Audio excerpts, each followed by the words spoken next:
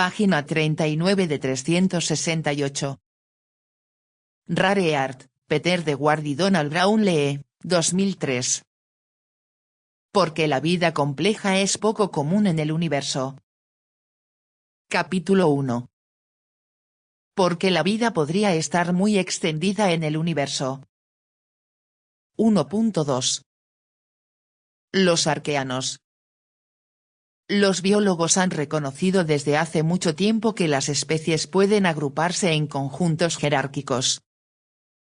Estas unidades están vinculadas por líneas de descendencia, es decir, todas las especies que componen una categoría superior comparten un ancestro común. Las especies se agrupan en géneros. Nuestra especie se agrupa, junto con las formas humanas extintas, en el género Homo. Esto significa que todas las especies de Homo, incluido el Homo sapiens, el Homo erectus y el Homo habilis, entre otros, tienen un ancestro común. Los géneros se agrupan en familias, las familias en órdenes, los órdenes en clases, las clases en filos y los filos en reinos. Los reinos siempre se han definido como el nivel más alto, por lo que no se agrupan en ninguna unidad superior. Los primeros practicantes de este sistema, que fue desarrollado por el gran naturalista sueco Carl Linnaeus en el siglo XVIII, reconocieron primero solo dos reinos, animales y plantas. A medida que los biólogos inventaron y dominaron los microscopios y llegaron a comprender mejor las plantas, aumentaron el número de reinos a 5, los reinos Animalia, Plantae, Fungi, Protozoa y Bacteria. Pero el descubrimiento de las arqueas cambió todo eso. Son tan diferentes que han requerido que los científicos idearan una categoría taxonómica completamente nueva de vida. Las arqueas han sido ignoradas durante mucho tiempo porque se parecen mucho a las bacterias. Pero una vez que los biólogos moleculares pudieron analizar su ADN, quedó claro que estas diminutas células eran tan diferentes de las bacterias como las bacterias lo son de los protozoos más primitivos. Esto llevó al biólogo de la Universidad de Illinois Carl Woese a proponer una nueva categoría de vida, el dominio, que colocó por encima de los reinos. En este esquema, los 5 reinos se distribuyen en 3 dominios, Archaea, Bacteria y una nueva categoría llamada Eucarya, que incluye plantas, animales, protistos y hongos.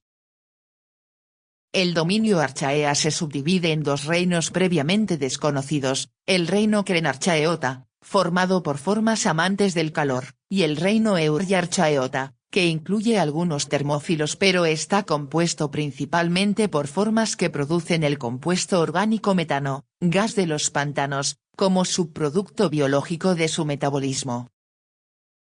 La mayoría de las arqueas son anaeróbicas, pueden vivir solo en ausencia de oxígeno.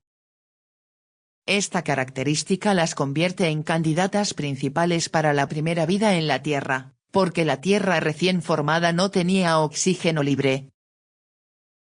Aunque se han encontrado muchos tipos de arqueas en entornos de agua caliente, está claro que pueden vivir en otros entornos subterráneos, incluso dentro de la propia roca sólida.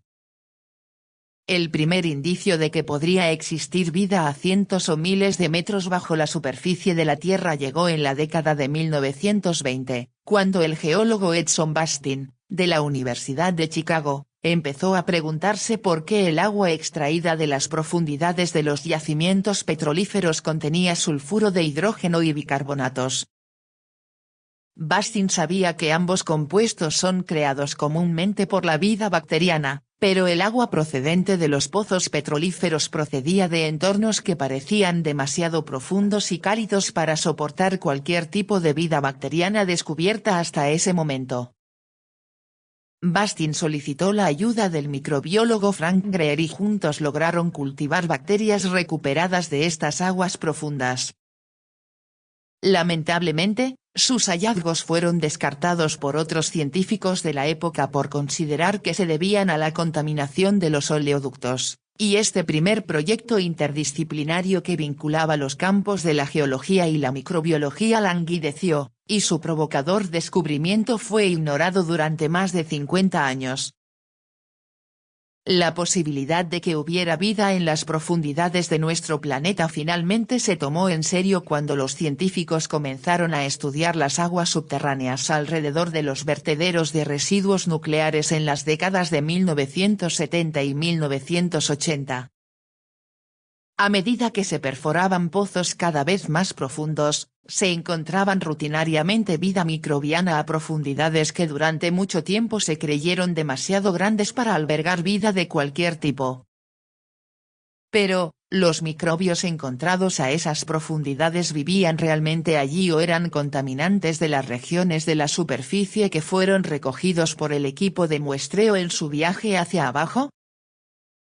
Esta pregunta no fue respondida hasta 1987, cuando un equipo interdisciplinario de científicos reunidos por el Departamento de Energía de los Estados Unidos construyó un dispositivo de extracción de muestras especial capaz de perforar profundamente la roca y extraer muestras sin posibilidad de contaminación. Se perforaron 3 pozos de 1500 pies de profundidad en un laboratorio de investigación nuclear del gobierno cerca del río Savannah, Carolina del Sur. Las muestras llevadas a la superficie se analizaron en busca de microbios y rápidamente se descubrió que efectivamente existía vida microbiana a esas profundidades y que era rica tanto en número de especies como de individuos. Se había descubierto un nuevo hábitat para la vida y se había confirmado el trabajo pionero de Bastin y Greer. Se reconoce generalmente que el inventario de las especies de la Tierra está lejos de estar completo, que muchas especies de todos los grupos de vida, no solo las extremófilas, esperan ser descubiertas. Menos conocido es que nuestra comprensión de los hábitats ocupados por la vida en este planeta puede ser igualmente incompleta. Los nuevos descubrimientos de extremófilos bajo la superficie de la Tierra son prueba de ello. En esta era de estudios satelitales y viajes globales, parece incongruente que pueda haber vastas regiones inexploradas que alberguen vida desconocida, pero este es ciertamente el caso. Aparte de la imaginativa y profética novela de Julio Verne Viaje al centro de la Tierra, la humanidad ha penetrado poco en la última frontera y la región que puede albergar la mayor masa de vida que habita el planeta, en las profundidades de la corteza terrestre. Con el descubrimiento de vida profunda en Carolina del Sur, muchos equipos comenzaron a explorar cada vez más profundamente bajo tierra, tratando de encontrar el límite inferior de la vida dentro de la corteza terrestre misma. Pronto descubrieron que se podían encontrar microbios subterráneos en la mayoría de las formaciones geológicas. El mundo profundo de las bacterias y las arqueas parece estar omnipresente bajo la superficie.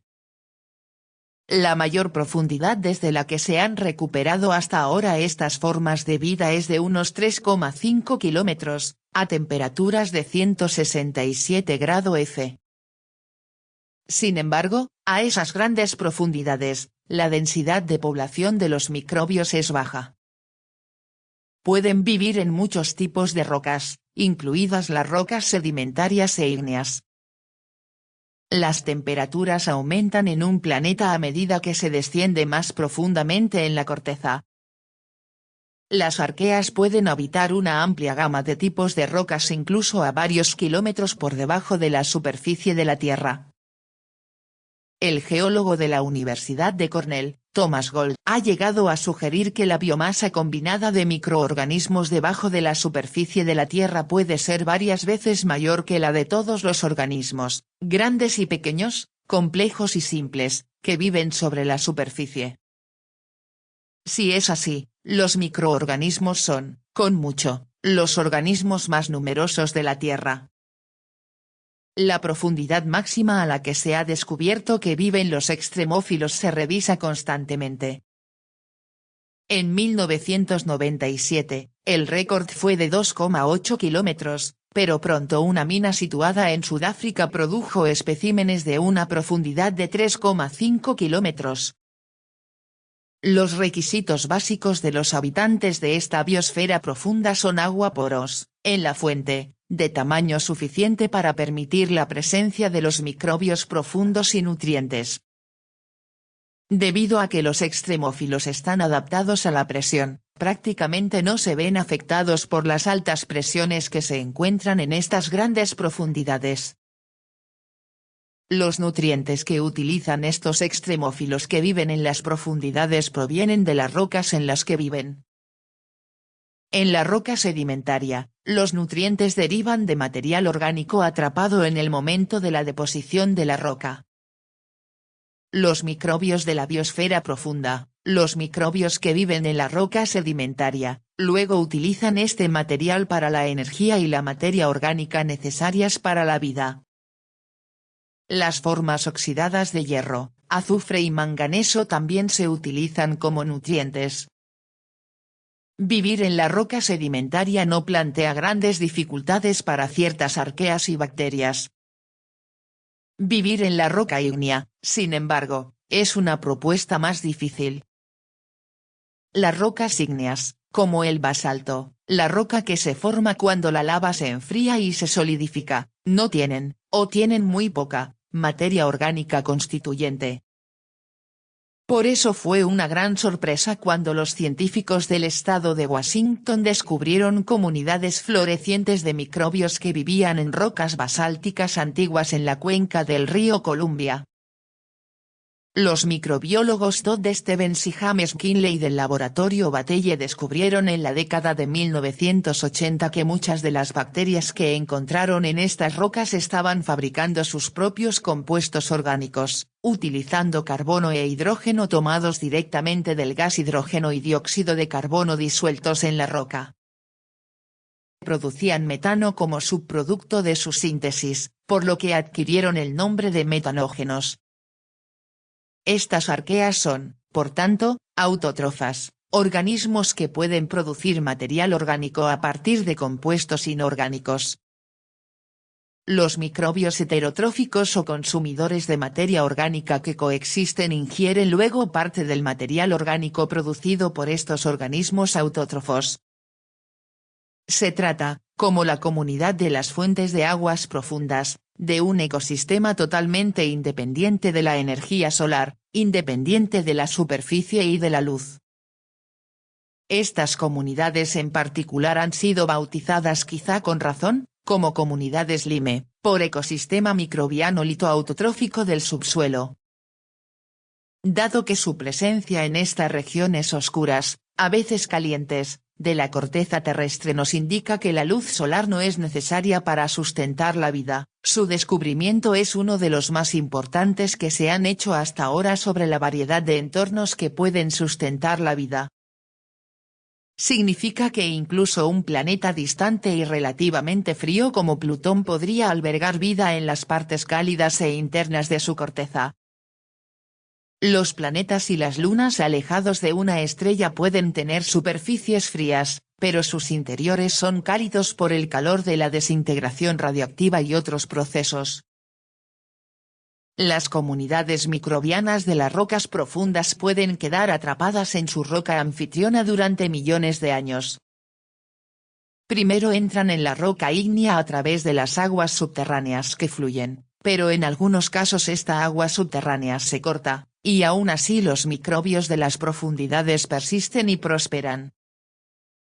Se cree que las muestras de la región de Taylorsville en Texas tienen 80 millones de años y han crecido y evolucionado a un ritmo extremadamente lento.